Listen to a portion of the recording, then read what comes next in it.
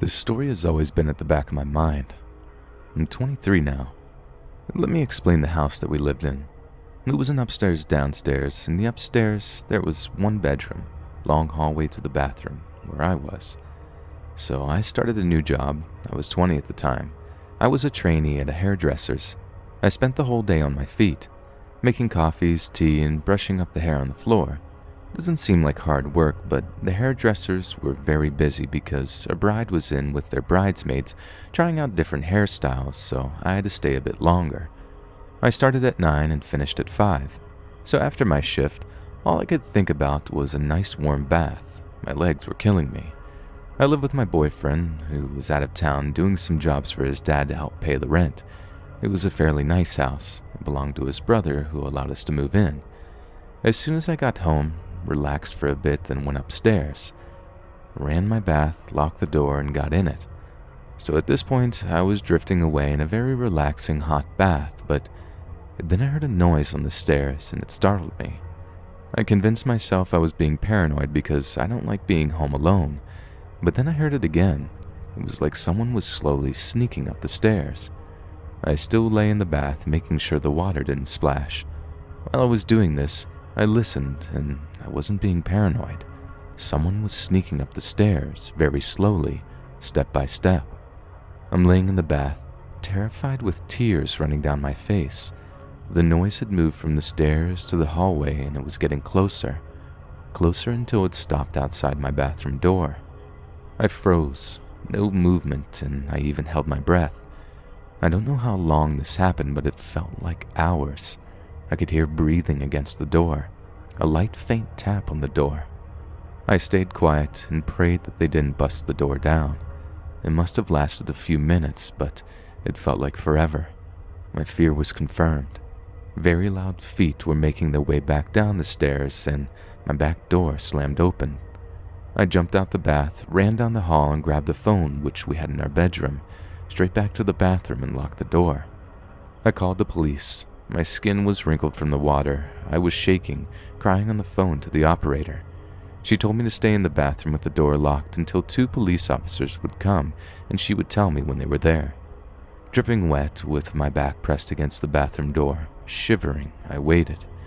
We stayed on the phone until the police came, and they checked the back and front door, and the back door was wide open. I stayed in the bathroom until a police officer shouted up that it was safe to come out.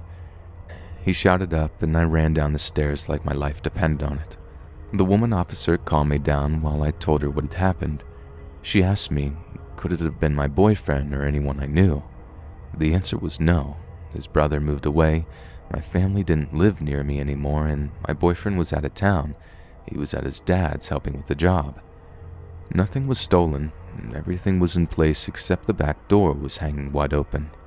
They took my statement and asked me if there was anywhere that I could go, and honestly, the answer was no. I was told to get a security system like an alarm. The police did a great job. I felt much better that they had checked the house, around the neighborhood, and even warned the neighbors. I couldn't get a hold of my boyfriend until he came home. I told him what happened, and he was shocked, and then the neighbor had someone try to break in her house later during the night. Now I'm 23 and I no longer live in that house, but still with my boyfriend. We have a huge dog, a German Shepherd who is a guard dog, but I still fear taking baths at home alone. I have a nightlight which goes off when someone enters our garden, and a security system. As for the person who did it, they were never caught.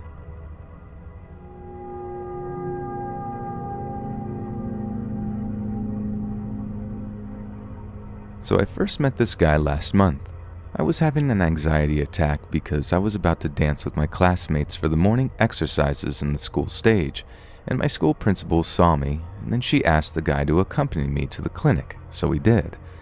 I thanked him for accompanying me, but he didn't reply. I also asked him his name, but he didn't reply as well. He just had a blank, emotionless expression on his face. It kind of weirded me out. Now, we have met again, but this time it's in the washroom. I saw him standing near the urinals, and I said hi. He just stood there and didn't reply, and he's not doing anything, not even peeing. He had the same blank expression on his face. Then while I was in a stall doing my business, he started banging and punching on the door, and I was like, "Hey, what's the problem?"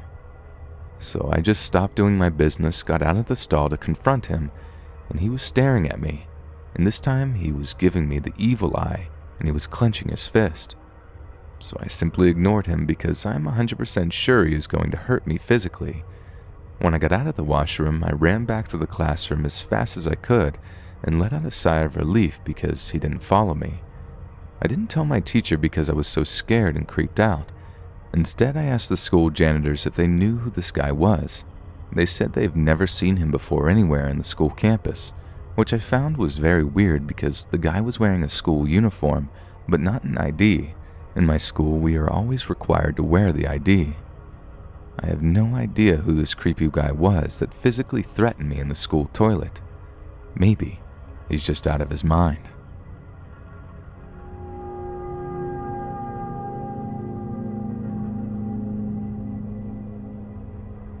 So yesterday evening, I was on break at work and decided to use the restroom. For reference, I am a manager at a local restaurant in my town. I was sitting there and I heard someone else walk in. I immediately heard him talking to himself. I noticed he was possibly mentally disabled. He started mentioning demons and how he can feel them around the room. He said he could feel them more underwater. He then comes right up to my stall door. "Are you a manager?" Yes." "Have you ever heard of the Book of Spells?" He started pacing in front of the door. I said no, and he went on about the owner of the Book of Spells, and he just kept laughing harder and harder while talking and walking around the stall. He stops and says, "Okay," very calmly, and left.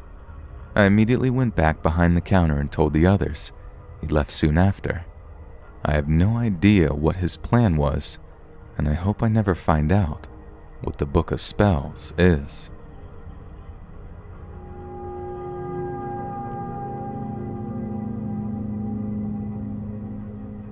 I'm an 18-year-old female working the 4 p.m. to midnight shift at a nice and clean gas station convenience store in Canada. Because the location of my workplace is right beside a highway, it is common for people to settle in their parking lot for a while or even the entire night. What isn't common is when someone parks right outside the window beside the cash register, parallel to the building. It's about 11 p.m. and I'm preparing to close my shift, excited to go home and rest. Keep in mind, I'm only 18. I still live with my parents. A rush of customers comes and goes when I notice a car parked outside.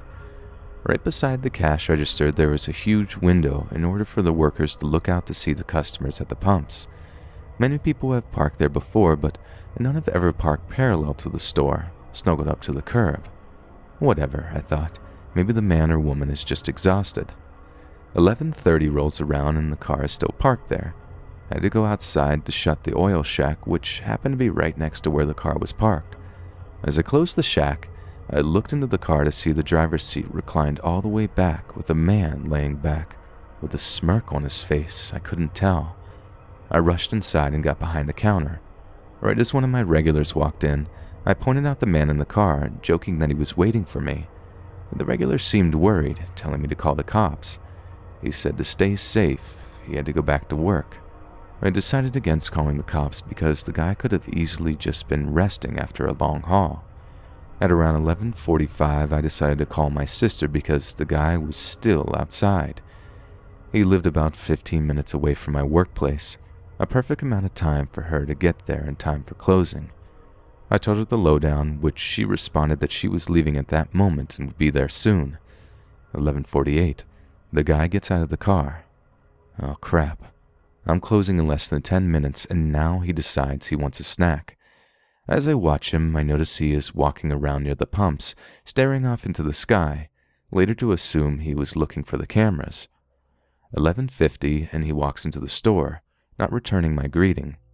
He walks right towards the bathrooms. A couple of customers walk in, and because I was busy with them, I assume the man may have walked out without me knowing. 12:01, and my sister shows up. Thank God. But the car was still parked outside. She comes in and asks what's up, and I ask if he's in the car. She replies no, and that's when my heartbeat increased. I looked at the bathroom doors where both signs, There's 2 bathrooms, 1 men and 1 women. When vacant, the little sign will be green. When occupied and locked, the sign will be red. And they were both green. When the bathroom lights are on, you can see the glow from underneath the doorway. The lack of glow made me assume that there was no one in either, because the lights are motion censored. I told my sister that there was no one in the bathrooms, so I began locking the doors and shutting off the lights. My sister, with her balls of steel, opened the women's bathroom. And who was sitting on the toilet? She closed the door and began yelling at him that the store was closing. A couple of minutes pass and he's still in there, so she pounds on the door a little bit more. It's about 12:08 and now the creep comes out of the bathroom, grabs a cookie, buys it, and walks out. He never even looked at me in the eye or spoke. He got into his car right away and hurried off. I finished locking up and met my sister at a Tim Hortons nearby. Had my sister not been there, I'm unsure what could have been the outcome. I could easily not be typing this right now. Thankfully, that day at the beginning of my shift, I put in my 2 weeks' notice. I had to work the next night, which was uneventful, yet I was still on edge to even go outside. After telling my parents, my mom being the Criminal Minds fan, they thought that the man may have scanned the property for cameras and went into the bathroom to wait for me to check them during the closing process of the store. He may have parked parallel for a quick getaway. So glad I'm done working there.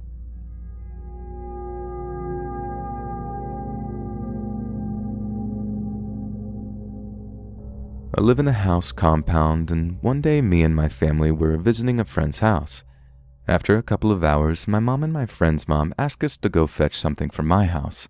So we go back to my home, which is a long way from his, and the walk seemed uncomfortably long and creepy and had an eerie atmosphere for some reason. After ages of walking, we reach my house and we get the thing they needed, which was inside the house. So I unlocked the door and got the object, and I noticed the bathroom door was lit and the exhaust fan was on, which we usually turn off unless someone is using the toilet. But I didn't give that any attention and thought my dad was using the toilet since he wasn't in my friend's house when we left. So me and my buddy decided to wait outside the house for my dad to finish, and I occasionally went to the small window outside the bathroom and called for my dad, but I didn't get an answer. But I heard someone humming and singing, so I thought that he was having a good time.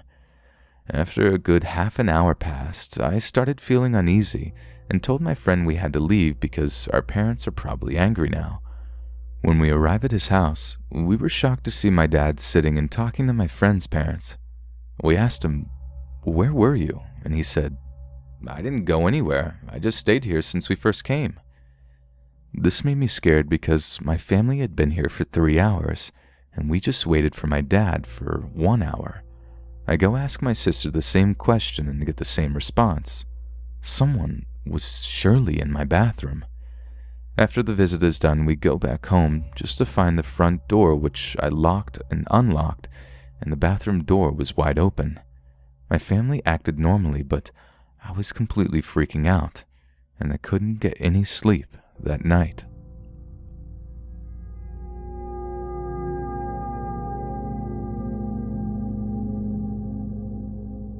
I went to college in Flint, Michigan back in the early 2000s. One day I was waiting for an evening class and eating food in the cafeteria area. The whole area was mostly deserted at this time of day. I went into the ladies' room to go to the bathroom before walking to class. I remember hearing a noise and glancing down at the floor of the stalls to see if anyone else was there. I didn't see any feet. I went to the bathroom, washed my hands, and left. As I was coming out of the bathroom, I saw a campus police officer at the end of the hall. He started running toward me and yelled, "Put your hands up!" Terrified, I did so, unsure of what I could have possibly have done wrong, and was confused when the cop ran right by me. I turned around and watched as he pulled a guy behind me to the ground and cuffed him. I heard the cop say, "What were you doing in the women's bathroom?" So this guy was hiding in one of the stalls and followed me out. The cop didn't say anything to me, and I just left and called my mom to tell her what happened. To this day, it feels so surreal that I asked my mom about it if I actually called her and told her because I wonder if I dreamed it. She confirms that I did call her right after it happened to tell her. It was super creepy.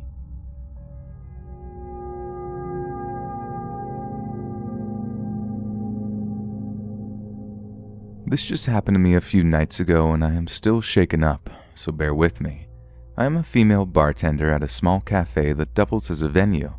During the day we serve coffee and lunch, and at night we have a full bar with bands and comedy shows. On this night, there was an open mic comedy show. Not a lot of comedians showed up, so we ended up closing up shop early and I was ready to go home. I had a patron come in and order a single beer during the comedy show. He was acting nervous, but being a female bartender, I get male customers that are shy or don't want to talk to women, so I didn't think much about it. He sat down, sipped his beer, and watched the show. Since we closed early, everyone was pretty much gone, and I wanted to lock up and clean so I could get home. After I escorted the last couple out of the bar and got ready to lock the door, I see the man from earlier walk down the back hallway and into the men's restroom. Not even a minute later, he burst through the door yelling, "Hurry! Come back here, I need help!" I stood at the opposite end of the hallway and asked him what was wrong. The toilet is overflowing. There's water all over the floor. Help me. Help me clean this up." I could tell that something was wrong, and I replied, "It's okay, man. It happens. I'll mop it up.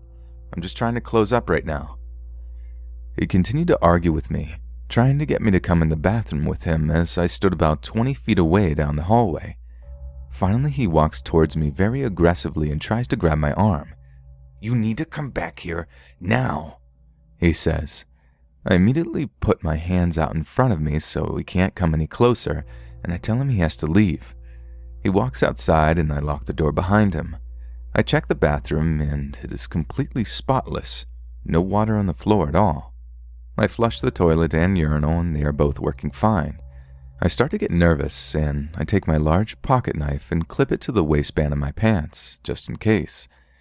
As I'm cleaning our espresso machine and putting toppers on the liquor bottles, I hear a tapping noise. I look up at the front of the store, which is one big window that has a few curtains covering it. The same man is tapping on the window, waving at me and laughing like a maniac. I watch him walk over to the door and pull on it. It doesn't open since I had locked it after he left. He starts screaming and pounding on the glass, saying to open the door. "I'm going to kill you." Fight overcame flight at this point, and I walked around the counter and about 6 feet from the door. I pulled out my knife and locked eyes with him and yelled, "I'm calling the cops. Get out of here." He smiled and walked out of the view of the window. At this point, all of my adrenaline just crashed. I locked myself in the office and called 911 crying, explaining I'm alone and a man tried to lure me into the bathroom and was outside trying to get into my bar. I waited an hour and a half and no police showed up. I called my boyfriend and he drove up to the shop. My manager watched the security cameras from home, making sure that the man didn't come back. I did the deposit and immediately drove home, my boyfriend following close behind. My male busboy has been coming into work with me so I'm not alone, and the managers have been keeping an eye on the security cameras while I'm working. So to the crazy dude who tried to lure me into the bathroom to do God knows what to me, I hope I never see him again.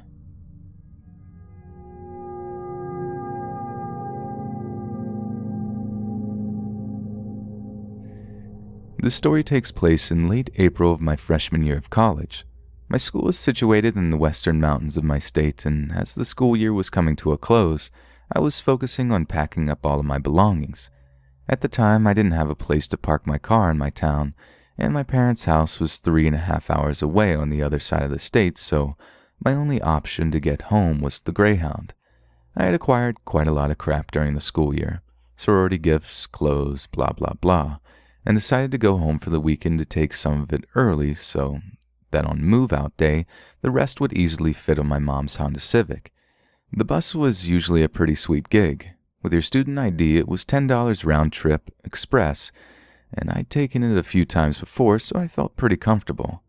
The only snafu was that the last stop for this particular bus was in Greensboro, and because I lived an hour and a half east from there, I'd always have to get a connecting bus to Durham, where my mom would pick me up. Well, Durham's pretty seedy. The bus to Durham was pretty seedy. I hated sitting around waiting for my mom, and she hated me waiting there, so we decided that this time she'd drive to Greensboro after work and pick me up. And this is where the story begins. The bus station was an add-on to a much older Amtrak station. I decided to sit in the train station side while I waited because it had this beautiful antebellum charm that spoke to my art student's soul more than the sterile Greyhound terminal. Not to mention there wasn't anyone else in there, which meant I had more room to spread out my bags and myself. It was about 3 p.m., and my mom wasn't going to be there for what would coincidentally turn into one of the longest hours of my life. I had been scrolling through Facebook on my phone when I noticed a form moving in my peripheral vision. I looked up, and there was a man standing over me. I'm sorry, what was that? I pulled one of my earbuds out to look at him. I instantly felt uneasy. He was over 6 feet tall, easily 250 pounds, and something in his mannerisms wasn't quite right. I asked how you're doing today, honey. His mouth curled into a smile, but something in his eyes betrayed the innocence of the gesture. My eyes darted around, and I noticed that aside from this man, I was still the only other person in the terminal. I smiled back hesitantly and exchanged pleasantries with him, hoping that if I kept my answers short, he'd move along quicker. Quite the contrary. He sat down very close to me, like thigh to thigh close to me. He kept asking me questions about myself, which I felt obligated to answer out of politeness. Now, before I get an onslaught of comments telling me you should have told him to screw off or you're not obligated to be nice to anyone, I would like to point out a few things. He was easily twice my size. Like most women, I was raised to be polite to everyone, and whether it was from drugs or mental instability, this man had a look in his eyes that said, "You are prey." "You look like a good girl. Are you?" His comment had come out of the blue and made my stomach lurch. "Excuse me?" I squeaked out. His dark eyes were burning into me, his expression deadpan. "You a virgin?" My mouth went dry. I felt incredibly embarrassed, uncomfortable, and couldn't quite find my words, so I nodded. His face relaxed like he was relieved, and that not-quite smile settled back on his face. "I knew you were a good girl. I just had to ask because you're thick, you know. Men love thick women." His hand moved to my upper thigh and my heart was racing. "They'd do anything for a thick woman like you." I hate myself for it, but my innate reaction to literally everything is to laugh nervously, which he mistook for an invitation to keep making advances. I had contemplated just grabbing my bags and running for it, but where was I going to run? The station was a ghost town, and to get to the Greyhound terminal, I'd have to walk through a poorly lit hallway where the bathrooms were, and I surmised he could easily just corner me there. I shifted in my seat and his hand fell from my thigh. At this point, I heard a door open and saw another man walk in and sit facing me from the next aisle of pews. My eyes silently pleaded with him to help me, but he ignored me and said hi to the man next to me. They had a brief conversation before the intercom called for his bus and he left. "God, that's my boy Nate," he said with a laugh. "I love him, but he's one of them guys I'm talking about. He'd do anything for a taste." "You're so sweet. Even I could take you back in that bathroom, and nobody would even notice." The hair on the back of my neck stood up. I looked down when I felt my phone vibrate in my clammy palm. It was my roommate texting me. Abby's text was just a stupid screen-capped meme, but it gave me an idea. I texted her back 2 words: "Call me." "That your boyfriend?" I looked over at him, surprised by the aggressive undertone of the question. In retrospect, I should have probably said yes, but I had just gotten out of a really abusive relationship and the thought of boyfriends disgusted me, so I denied it. "It's my mom. She's on her way back to pick me up now." "No boyfriend? Are you serious? I can't believe that," he said, shaking his head. "Can I get your number?" I scrambled to come up with an excuse. I weakly told him I don't give it out to people I don't know, but he ignored me. "I could check up on you. Make sure you're being good and all." His eyes twinkled something sinister, and I could tell he was irritated at my reluctance. Abby had texted me back asking why she needed to call, which I replied, "Now." I denied his offer again, and before he could push the subject further, my phone rang. I jumped up immediately and emphatically answered, "Oh, hey Mom, what's that? You're here?" Uh-huh. "Okay, I'll be right away. No, stay on the line in case I can't find you." Throughout my talking, Abby was on the other line asking what I was going on about. "Oh yeah, Mom, the bus ride was fine. I'll tell you about it when I get in the car." I emphasized the last part, and I think it finally registered with her that something was wrong. I slung my duffel bag over my shoulder, and I will never forget what happened next. I went to grab the handle from my suitcase, and simultaneously, the man's hand shot out and grabbed onto it first.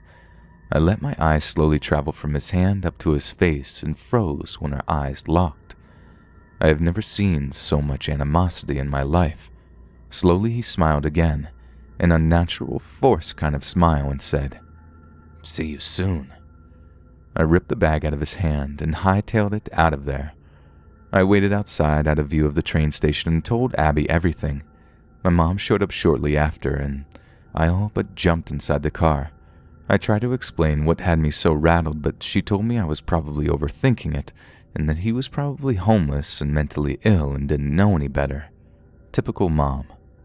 Regardless, I never took the bus home again, and I can only imagine what would have happened if he had gotten me in that bathroom.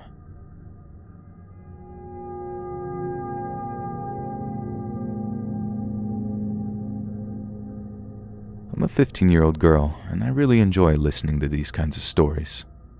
Well, I did, before this happened. I also suffer from a mild case of insomnia and am often left alone at night. It was a typical Wednesday night. I was the only one awake in the house. My parents and brother have gone to bed long before this happened. It was almost 3 a.m. and I decided I should go to bed. Normally, I would just shut down my computer, turn off my light, and then go to bed. But I was on my period and had to brush my teeth anyways. I took my computer with me and left my bedroom light on before heading to the bathroom. The bathroom is across from my bedroom, and in between the two is my brother's room, our shared laundry basket, the main entrance and front door, and a small window that started about mid-thigh level. I'm 5'8", and went all the way up to the ceiling. I turn on the hallway light because I'm always worried that I'm going to trip over the laundry basket and wake up my brother if he heard the sound of my body crashing on the floor. I got to the bathroom, did my business, and just as I finished washing my hands, I heard a small click sound come from out in the hallway. I froze. It sounded like the hallway light was being switched off, and I was the only one awake. I hadn't heard anything other than the one small click, so I know it's not my brother because not only would he have yelled at me through the door, but also because his bedroom door gives a very distinct sound when it's opened, and his door just naturally closed unless propped open, which it wasn't when I walked by. I didn't move. I couldn't. I waited and listened for any other sound, any sign of movement. I heard nothing, so I risked moving and pressed my ear to the door. Still, I heard nothing. I tried to rationalize it as my mom having woken up and seen the light from her bedroom and came and turned it off. I eventually calmed myself down enough to open the door. Much to my relief, the hallway light was still on. I told myself that I must have imagined it. I flipped off the bathroom light and hadn't even had the chance to step off the bathroom tills when I heard small but firm taps on the hallway window. My heart leaped into my throat and my whole body turned cold as I looked toward the window. There stood a man who was outrageously tall as he was hunched over just to fit into view. If you've ever played the RPG The Crooked Man, he looked just like the monster from the game.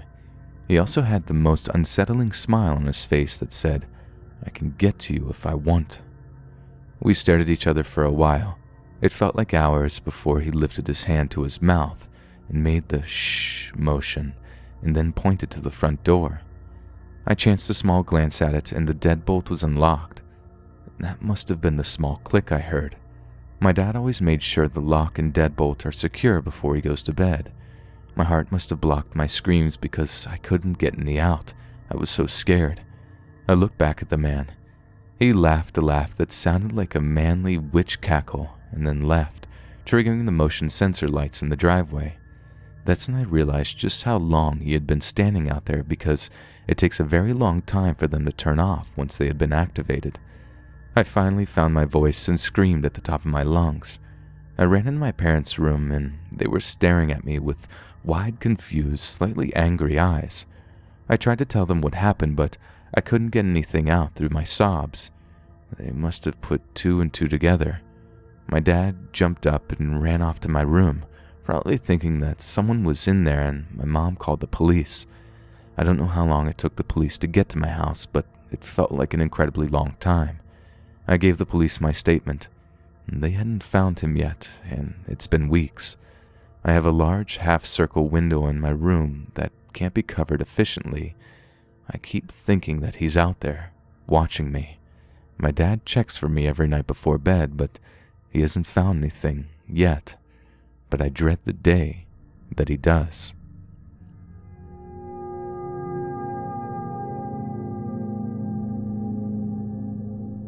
I'm a 23-year-old male in Florida, fairly introverted, hardly ever get out of the house. This encounter happened a few months ago. It was about 12 a.m. and I was getting a bit stir-crazy and needed to get out and just chill with someone. So I texted a special lady friend of mine. We made plans to do our normal routine of hanging out at this nice secluded park. I went and picked her up, we drove to our spot, and spent a couple of hours just chatting about anything and everything. Then she got hungry, so we decided to hop in the car and drive down the road a bit to McDonald's. Hooray for 24/7 fast food. This is where things started getting weird. We arrived at McDonald's and went inside instead of the drive-thru. We ordered her food while I went to the restroom to wash my hands. I'm a bit of a neat freak. I really wish I hadn't gone to the restroom that night. As soon as I walked into the restroom, I saw this guy standing at one of those heater-dryer things. Alright, not too weird. But then I noticed that he was kind of hunched over it and wasn't moving. Whatever, I ignored him. I washed my hands and realized that he's standing at the only dryer in the place. The paper towels are also empty, so I awkwardly tried to ask the guy if he was done using the dryer. He didn't respond. Thoroughly creeped out, I just walk out and dry my hands on my shirt. I get out of the restroom and find my friend, and we sit down at the table to eat. Maybe 20 minutes go by, and we're headed back out to the car to go back to our spot. Well, my friend had to use the restroom, so I figured I might as well also. I mean, surely that guy has to be gone by now, right? Wrong. That guy was still standing at the dryer, mumbling something to himself now.